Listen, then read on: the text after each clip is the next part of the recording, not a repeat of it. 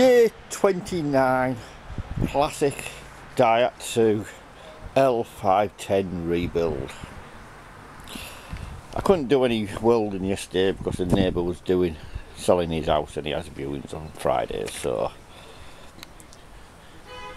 as you do, something to do, I stone chipped the front end, then that dried off and then the paint arrived by TNT, so I thought I'll put some colour on to see what it looked like. I don't think it looks too bad.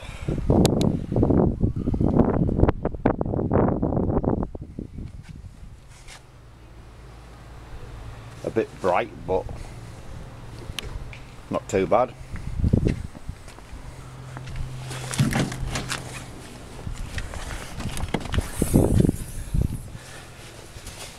Inside is basically cleaned out. 2 spots of welding there I've just finished off. I've got a bit here to clean up what was underneath the black tar sound denting. A bit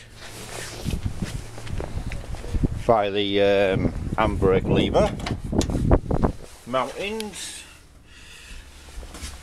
but that's all that finished off. Underneath wise,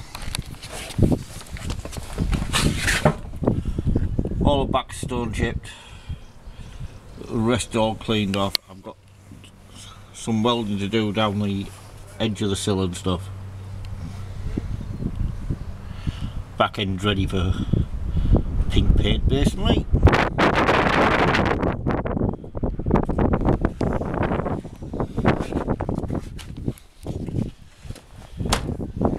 So after 34 days of working on this bag of shit, it's 34 days since I started and day 29 of actually working on it. I don't think it's shaped out too bad up to now. Keep watching these videos, a lot more coming up. Bye for now.